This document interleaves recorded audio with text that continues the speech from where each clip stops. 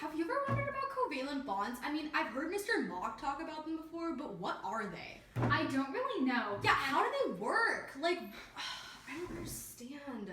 Maybe we should watch something to figure it out. Yeah, do you know any of good YouTubes on covalent bonds? Because I've tried looking that up and there's... All right, Emma, let's check. There's got to be something on here. Let's check.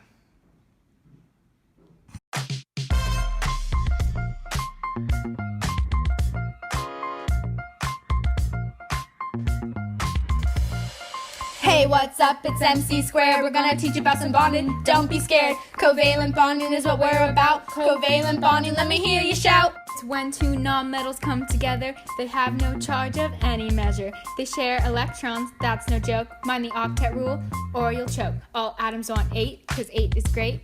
Hydrogen and oxygen, we want to fill the shell. Add another hydrogen and you'll do well. So what do we got? That's H2O. Dihydrogen monoxide, can you believe it, bro? Now naming those bonds, that's a different story.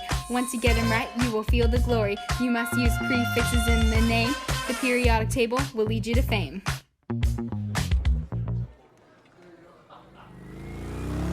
Add a prefix on the second atom, don't be shy. Sometimes it's the first in, here is why. If the amount of the atom is 2 or over, use your covalent prefixes, they're lucky clover. We have CO2, here's the example. When you have oxygen, the O will cancel. When your prefix has a vowel at the end, cross out the O, it's not your friend. Now it's about loose structures, your new best friend. In chem, on these, you'll depend. They show how atoms share electrons and bond together, based off a dot diagram taught by your professor. Each line represents a relationship. 2 electrons, I am telling you no fib. When you have 2 dots to show lone pair, those electrons are left to spare. Covalent, covalent, covalent bonds. Bond between 2 nonmetals. It's a charge that they never show. Bond between 2 nonmetals. It's a charge that they never show. Covalent, covalent, covalent bonds. Forms nothing but molecules, polar and nonpolar, and they share electrons.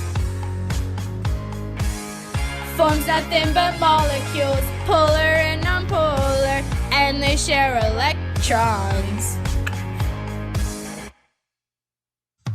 These little structures show types of atom bonds, all of the electrons, how it all corresponds. However, what they're missing were all reminiscent. What kind of shape do they show? That is what remains unknown. We have some examples we will show you. We'll start with something easy. How about N2? Find the max electrons. We'll start with that. Then get the current number and subtract. So then you have your answer. Divide by 2. That's the number of bonds. Now you're all through. Draw the bonds, the lines we talked about. 8 electrons used, have no doubt. In this case, however, there are 3 bonds total. You'll need to use lone pairs. It's something done global. Since only 6 electrons are drawn so far, first add a lone pair, then it'll be a star. Add 1 pair of electrons to each atom. Now you have 8. That's not too hard to fathom. We gotta use VSEPR to find the shape of the bond. Now it depends on the lone pair electrons. We got linear, tetrahedral, trigonal, planar. That's just to name a few. Nothing to measure. Bent, angular, trigonal, pyramidal. Ask yourself how many bonded to the middle. What does VSEPR stand for? I'll tell you right now. Valence shell electron pair repulsion. Wow. For an example, we'll go back to H2O. To find the shape, there's a couple things to know. How many things are bonded to that central atom? The answer is 2. So let's make this happen. Now there's 2 lone pairs to fill the shell. So the shape is bent or angular. Wow, you're doing so well. Bond between 2 nonmetals. It's a charge that they never show. Bond between 2 nonmetals. It's a charge that they never show. Now thank you for listening. Your homework stamps will be glistening. You've learned all there is about covalent bonds, and your grades will go to infinity and beyond. Forms nothing but molecules, polar and nonpolar, and they share electrons.